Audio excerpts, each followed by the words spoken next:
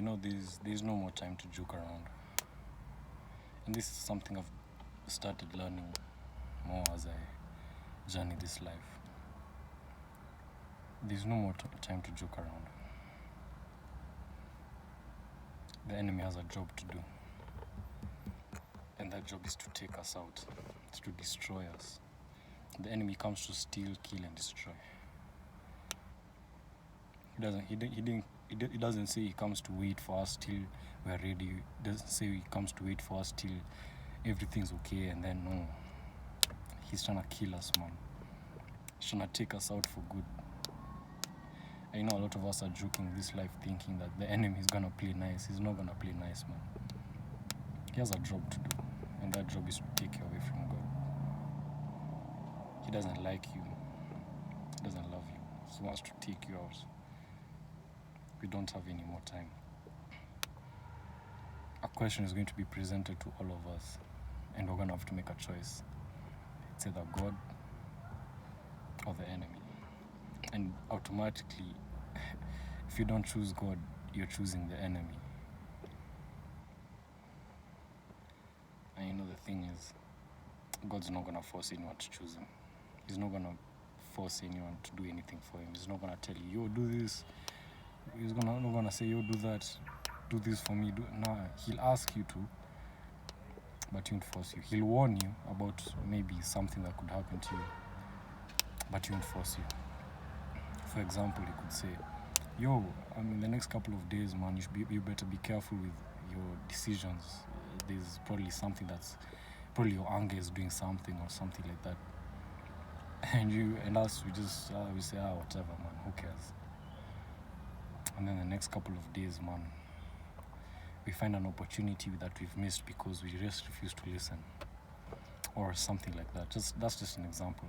But God is always warning. God is always knocking on the door of our hearts. He wants us. He loves us. But he won't force anyone to choose him. He won't force anyone to do anything for him. He won't say, yo, he won't make you do anything for him. He wants you to choose him. That's why he gave us choice. Because it's not authentic unless you have a choice. Unless there's an opposing party. It's not authentic if you don't choose him. If God is the only option that you have, then we're practically we don't have a choice. We can't choose him if there's no choice. So that's why God lets life turn out the way it is, because he saw that we're going to mess up. He saw we're going to fail him. He saw that, he said, okay, but he said, you know what? Satan already betrayed me. So do I want children that are going to also choose to betray me later? No.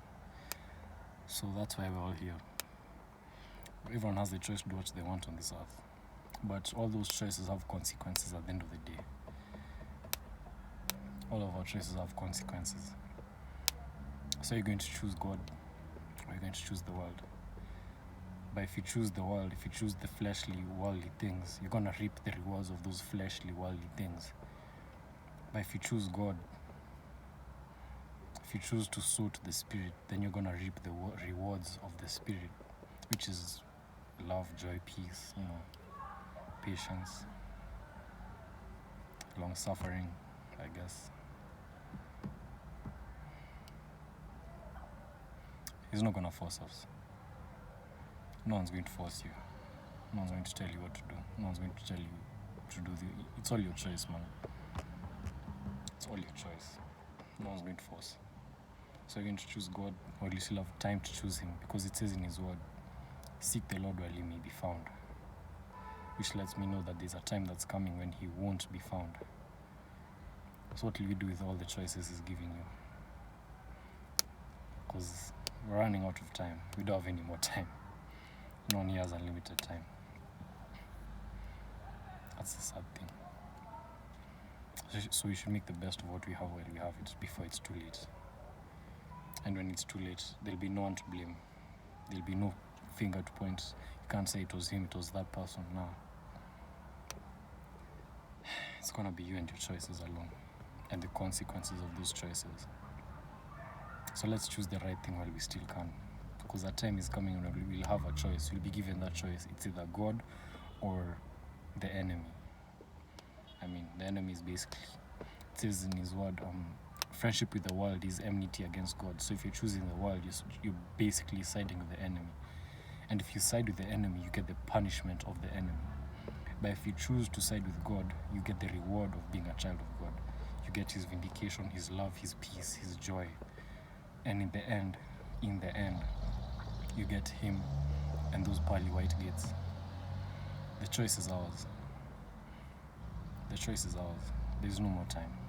Let's do what's right while we still can.